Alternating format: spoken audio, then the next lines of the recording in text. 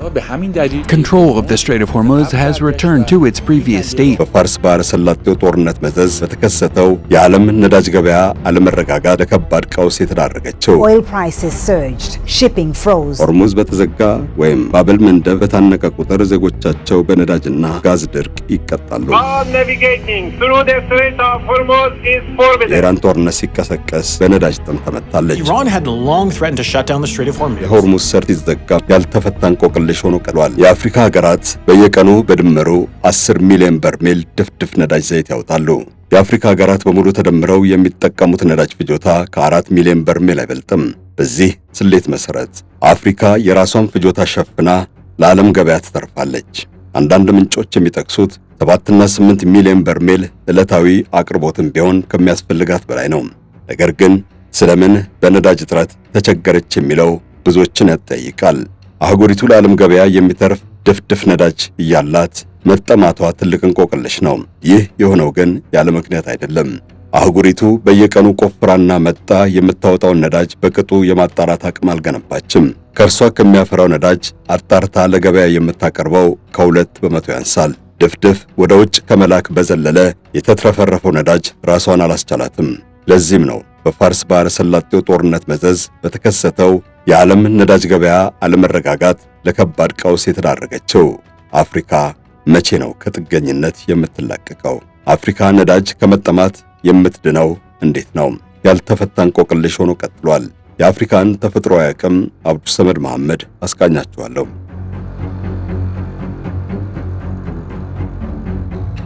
አፍሪካ በተፈጥሮ ሀብት የታደለች አህጉር ናት የሚባለው ተራ ተረት አይደለም። የነዳጅና የተፈጥሮ ጋዝ ክምችቷ ለዚህ ማስረጃ ይሆናል። ከቻይናና አሜሪካ የሚበልጥ የነዳጅ ክምችት ያላቸው በርካታ አፍሪካውያን አሉ።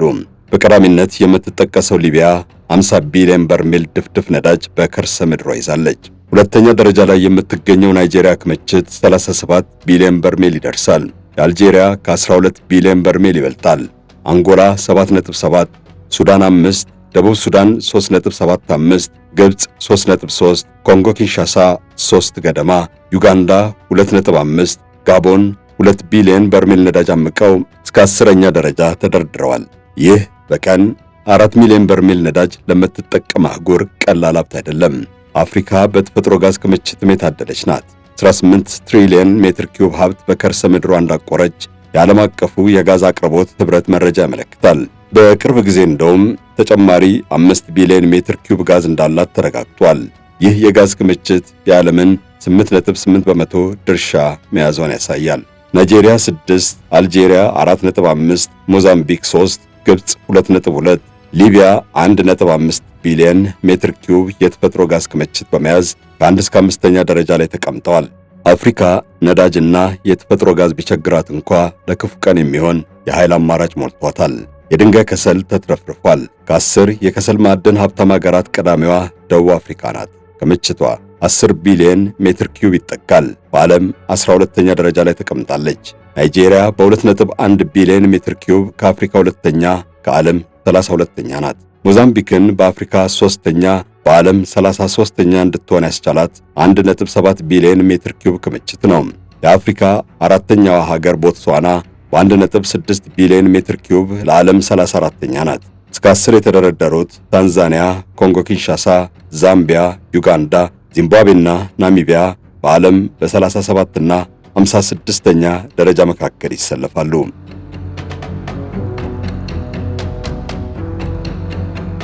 አፍሪካ በተፈጥሮ ኃይል ምንጭ የታደለች አህጉር ናት። ከነዳጅ የተፈጥሮ ጋዝና ድንጋይ ከሰል ባለፈ ውሃ፣ እንፋሎት፣ ነፋስና ፀሐይ ከፍተኛ ኃይል ያመነጩላታል። ከውሃ ከ360 እስከ 600 ጊጋዋት ኃይል የማመንጨት አቅም አላት። ነገር ግን እስካሁን የተጠቀመችው 11 በመቶውን ነው። እንፋሎትም ከፍተኛ ኃይል ለማመንጨት እንደሚያስችላት ከሚጠቀሱት አንዱ ታላቁ የምስራቅ አፍሪካ ስምጥ ሸለቆ ነው። ከዚህ ቀጠና ብቻ 20,000 ሜጋዋት የእንፋሎት ኃይል ማፍለቅ ይቻላል። ከዚህም ኢትዮጵያ 10,000 ለማመንጨት አይቸግራትም። ሀብቱን በደንብ እየተጠቀመች ያለችው ኬንያ 950 ሜጋዋት የእንፋሎት ኤሌክትሪክ ታመነጫለች። በዓለም ካለው የዩራኒየም ማዕድን ክምችት 1/5ኛው ወይም 18 በመቶ በአፍሪካ ይገኛል። ቀዳሚዋ ናሚቢያ 470 ሺህ ቶን ዩራኒየም ተከማችቶላታል። በዓለም ደረጃዋ ሶስተኛ ነው። ደቡብ አፍሪካ በ320 ሺህ፣ ኒጀር በ311 ሺህ፣ ቦትስዋና በ87 ሺህ፣ ታንዛኒያ በ58 ሺህ ቶን ይከተላሉ። ለዓለም ገበያ በየዓመቱ ከሚቀርበው ዩራኒየም የ15 በመቶ ድርሻ የአፍሪካ ነው። የኤሌክትሪክ ተሽከርካሪ ለመስራት የሚውሉ ብዙ አይነት ውድ ማዕድናትን ማከማችታለች። ለአብነት 26 ሚሊዮን ቶን ሊቲየም አላት። ይህም ከዓለም አጠቃላዩ ሀብት 5 በመቶ ነው። ዚምባብዌ፣ ኮንጎ ኪንሻሳ፣ ማሊ፣ ጋናና ናሚቢያም ቀዳሚዎቹ ሀገራት ናቸው። ለኤሌክትሪክ ባትሪ ወሳኝ ግብዓት የሚባለው ሌላኛው ማዕድን ኮባልት 50 በመቶ የሚገኘው በአፍሪካ ከርስ ውስጥ ነው። 4 ሚሊዮን ቶን ወይም የዓለም 48 በመቶውን ኮንጎ ታድለዋለች። በአጠቃላይ ከነዳጅ እስከ ተፈጥሮ ጋዝ፣ ከውሃ እስከ ዩራኒየም፣ ከድንጋይ ከሰል እስከ ኮባልት አፍሪካ ለኃይል ምንጭነት የሚውሉ ብዙ አይነት የተፈጥሮ ሀብት በሰፊው ቋጥራለች። ይሁን እንጂ ዛሬም ድረስ ከ1 ቢሊዮን ከሚበልጠው ሕዝቧ ከፊሉ ያለ ኤሌክትሪክ ይኖራል። አፍሪካ ከራሷ አልፎ ለዓለም የሚተርፍ ነዳጅና ጋዝ ቢኖራትም የማጣራት አቅም ስላልገነባች ጥሬውን ወደ ውጭ ልካ የምታነደውን መልሳ ለመግዛት ተገዳለች። እልቆ መሳፍርት ሀብት የታደሉት እንኳ በዚህ አዙሪት ተቀፍድደዋል። እንደ አውሮፓውያን አቆጣጠር በ2023 ከዓለም የነዳጅ ላኪ ሀገራት ድርጅት ኦፔክ የወጣቸው አንጎላ በቀን ከ1 ሚሊዮን በርሜል በላይ ድፍድፍ ነዳጅ ነው የምታወጣው። ርዕሰ ከተማ ሉዋንዳና ካቢንዳ ላይ አዳዲስ በገነባችው ተቋም 130 ሺህ በርሜል ታጣራለች። 1.5 ሚሊዮን በርሜል ነዳጅ የሚወጣባት ሊቢያ እስከ 380 ሺህ የማጣራት አቅም ያላቸው ማዕከሎቿ በእርጅናና በጥገና እጦት ከ180 ሺህ መሻገር አልቻሉም። ስለዚህም ነው ሊቢያ ድፍድፉን ወደ ውጭ የምትልከው። አልጄሪያም ከዕለታዊው 1.3 ሚሊዮን በርሜል ድፍድፍ ነዳጅ የምታጣራው ከ500 ሺህ አይዘልም። የናይጄሪያ መንግሥት በየዕለቱ 2 ሚሊዮን በርሜል ከሚጠጋው ድፍድፍ 445 ሺውን የሚያጣራ ተቋም አለው። የአፍሪካ ቁንጮ ቢሊዮነር አሊኮ ዳንጎቴ በቅርቡ ገንብተው ያስመረቁት ደግሞ 650 ሺህ በርሜል በየቀኑ ያጣራል። የዳንጎቴ ድርጅት ከፌብሩዋሪ 2026 ጀምሮ ጋዝና ማዳበሪያም እያቀረበ ነው። 60 ሚሊዮን ሊትር ነዳጅ ለናይጄሪያ ገበያ፣ 20 ሚሊዮን ለጎረቤት የምዕራብ አፍሪካ ሀገራት ያሰራጫል። በቀን 650 ሺህ በርሜል የሚያጣራው አነስተኛው የዳንጎቴ ተቋም ብቻውን ከሀገሩ አልፎ ለጎረቤት ከተረፈ ራሷ ናይጄሪያን ጨምሮ በነዳጅ የታደሉት ሌሎቹ ድፍድፍ ከመላክ ተላቀው አቅማቸውን ቢያጎለብቱ አፍሪካ ከውጭ ጥገኝነት ልትላቀቅ ትችላለች። ይሁን እንጂ አፍሪካውያን ተጋግዘውና ተባብረው መስራት አቅቷቸዋል።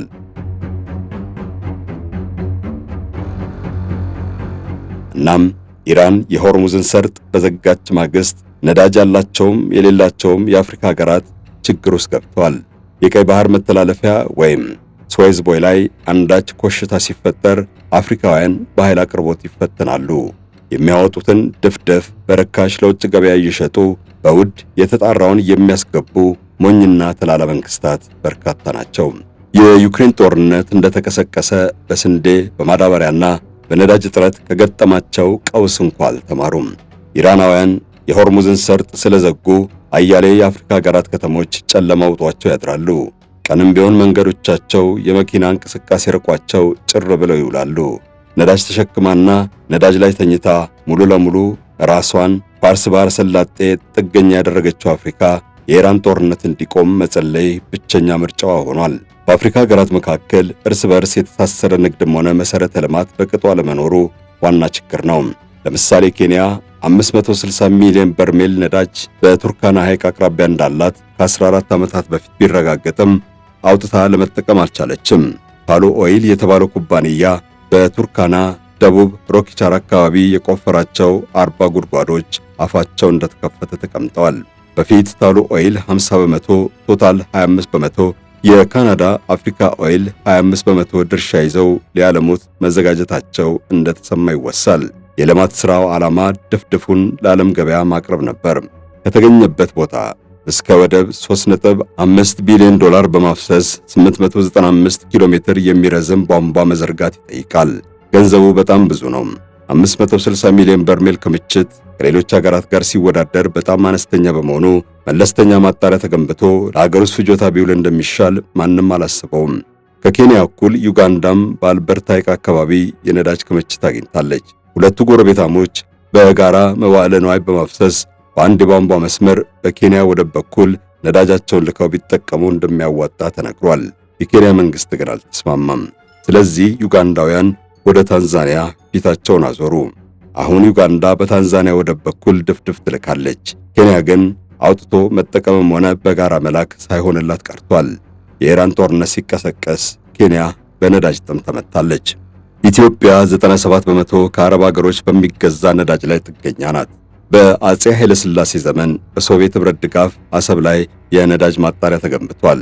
ከኤርትራ ጋር ጦርነት ፈንድቶ ሁለቱ ጎረቤታሞች ተቆራርጠው እስኪቀሩ ድረስ የኢትዮጵያን 30 በመቶ ገደማ ፍጆታ ሲሸፍን ቆይቷል። ኢትዮጵያ ከዛን ጊዜ ወዲህ ሙሉ በሙሉ ከውጭ ተጣርቶ የሚገባ ነዳጅ ነው የምትገዛው። ነዳጅ በሚበሉ ቦቴዎች ተጭኖ ነው ከወደብ የሚጓጓዘው።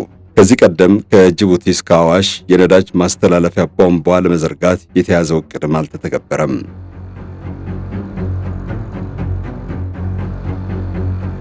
ኢትዮጵያ የነዳጅና ጋዝ ሀብቷን አውጥታ እንዳትጠቀም ብዙ መልክዓ ፖለቲካዊ ሴራ ሲፈጸምባት እንደቆየ ይታወቃል።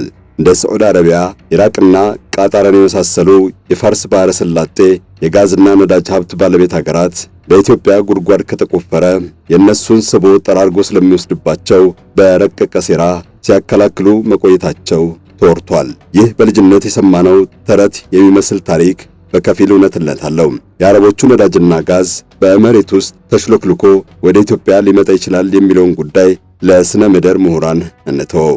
ነገር ግን በነዳጅና ጋዝ ሀብት የተትረፈረፈ የተንበሸበሹትን የመካከለኛ ምስራቅ ሀገራት የመሰለ የመሬት አፈጣጠርና አቀማመጥ እንዳላት በጥናት ተረጋግጧል። ከአረብ ሀገራቱ ጋር ሊነጻጸር የሚችል ባይሆን እንኳ ጋዝና ነዳጅ እንዳላት ዓለም አቀፉ ማህበረሰብ ያወቀውና ፀሐይ የሞቀው ሐቅ ነው።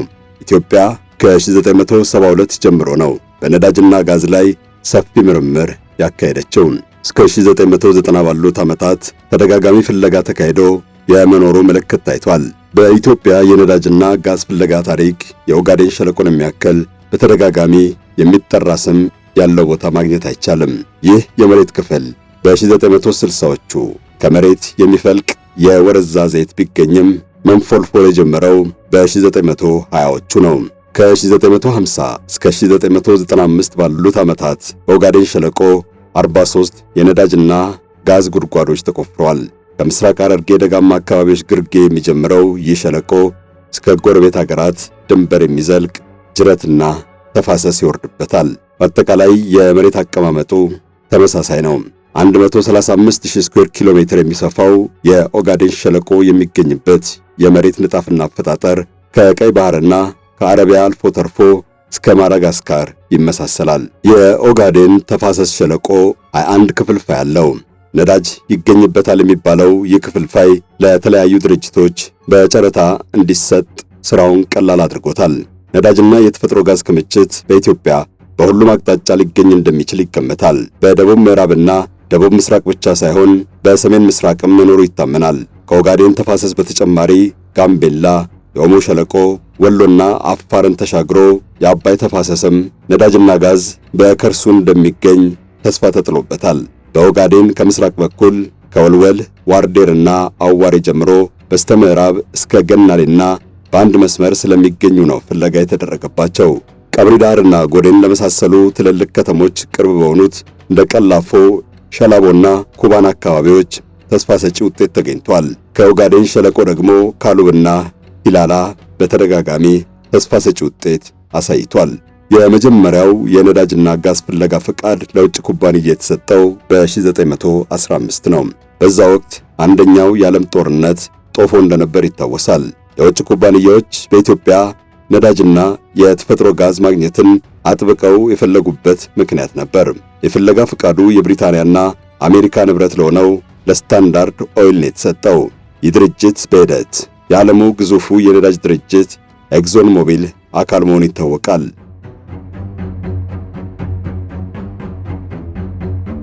በ1945 የአሜሪካው ሲንክለር ኦይል ኮርፖሬሽን በኦጋዴን አካባቢ ፍለጋ እንዲያደርግ ተፈቀደለት። የዋርዴር ነዋሪዎች በወቅቱ ተቃወሙ። ስለዚህም ፍለጋውን ማስፋትና መቀጠል አልተቻለም። የጀርመኑ ጊዮርግ ሻፍት ኤልወርት በዚሁ በኦጋዴን መንገድ ገንብቶ ፍለጋም ቀጠለ።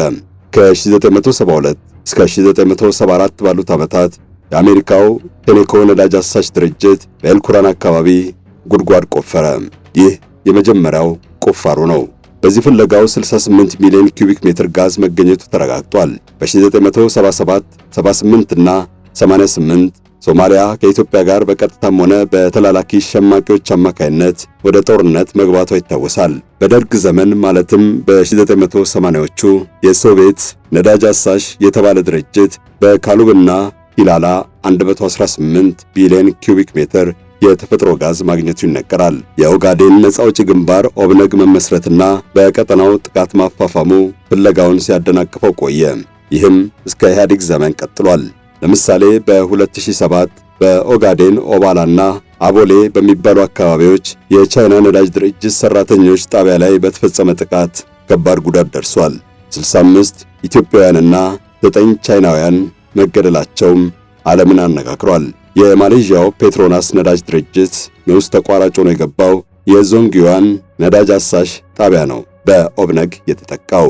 ይህ ጥቃት የነዳጅና ተፈጥሮ ጋዝ ፍለጋን በኢትዮጵያ ተስፋ አስቆራጭ እንዲሆን አደረገ።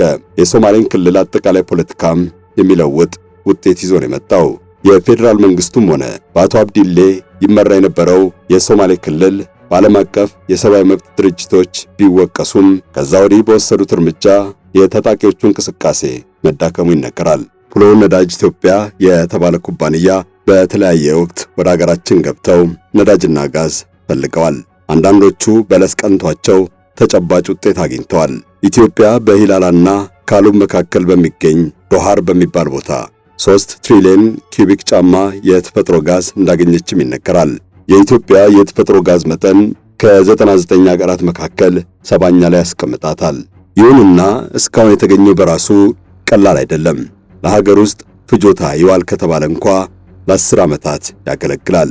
በካሉብና ሂላላ አካባቢ በአጠቃላይ የተገኘው 4 ትሪሊዮን ኪዩቢክ ጫማ ድፍድፍ የተፈጥሮ ጋዝና 13.6 ሚሊዮን በርሜል ፈሳሽ ጋዝ የኢትዮጵያን ኢኮኖሚ በእጅጉ የሚቀይሩ ሰፋፊ ኢንዱስትሪዎችን መመገብ ይችላል። ለኃይል ማመንጫና ለማብሰያ ከመዋል ባለፈ ማዳበሪያ ይቀነባበርበታል። ቅባትና ሌላውን መዋቢያ ጨምሮ ከተፈጥሮ ጋዝ ውጤቶች የእሴት ሰንሰለት እንደሚገኝ የሚገመተው ሁሉ ጥቅሙ ከፍተኛ ነው።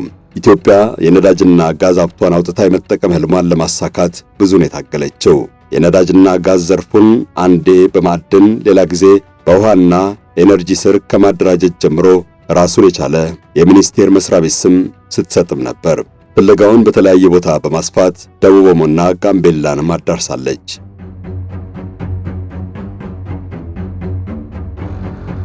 የአፍሪካ ሀገራት እርስ በርስ የሚያስተሳስር የነዳጅ መስመር፣ መንገድ፣ ባቡር ወይም የውሃ መጓጓዣ በሰፊው አልሰሩም። እናም ሆርሙዝ በተዘጋ ወይም ባብል መንደብ በታነቀ ቁጥር ዜጎቻቸው በነዳጅና ጋዝ ድርቅ ይቀጣሉ።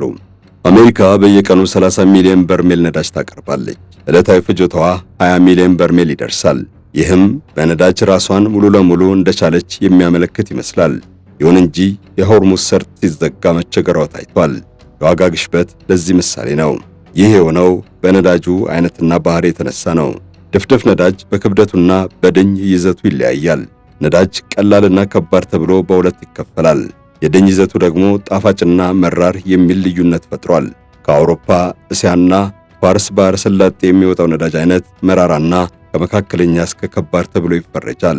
የአሜሪካው ነዳጅ ቀላልና ጣፋጭ ተብሎ ነው የሚገለጸው። የማጣራቱ ሂደት ውስብስብ ቴክኖሎጂ አይጠይቅም። የአሜሪካ ነዳጅ አቅራቢዎች የፈለገውን ያክል ገበያቸውን ቢያጥለቀልቁትም ከፋርስ የሚገኘውን ማቀነባበር ይመርጣሉ። ለዚያም ነው ቀጠናው ጥቂት ኮሽታ በተሰማበት ቁጥር ገበያዋ የሚተራመሰው። በነገራችን ላይ የቀደሙት አሜሪካውያን ለነዳጃቸው ጣፋጭ የሚል መለያ የሰጡት በመላሳቸው ቀምሰውና በአፍንጫቸው አሽተው ስላልጎረበጣቸው ነው። አፍሪካ ገና በግማሽም ቢሆን የራሷን ድፍድፍ ነዳጅ አጣርታ ለመጠቀም አልበቃችም። አሁንም በውጭ አቅርቦት ላይ ጥገኛ ናት። ያልተነካው ነዳጅ፣ የተፈጥሮ ጋዝ፣ የድንጋይ ከሰልና ዩራኒየም ቢሰራበት ጠቀሜታው ዘርፈ ብዙ ነው። አፍሪካ ነዳጅና ጋዟን እንዲሁም የድንጋይ ከሰሏን በራሷ አቅም አቀነባብራ መጠቀም ብትችል ከዚሁ ጎን ለጎን የማዳበሪያ ፍላጎቷን ትሞላለች። ማለስለሻና ቅባት አትቸገርም። አስፋልት የሚሆን ሬንጅና የግንባታ ቁሳቁስ ታገኛለች። ይህ ሁሉ የነዳጅ ተረፈ ምርት ነው። ዩራኒየም አውጥቶ መጠቀም ለአፍሪካ ከባድ ቴክኖሎጂ ሊሆን ይችላል። በድንጋይ ከሰል የመገልገል አቅሟን ካላዳበረች ግን ከውጭ ጥገኝነት መቼም መላቀቅ አትችልም። አበቃን። ፈጣሪ ሀገራችንንና ዓለማችንን ሰላም ያድርግልን።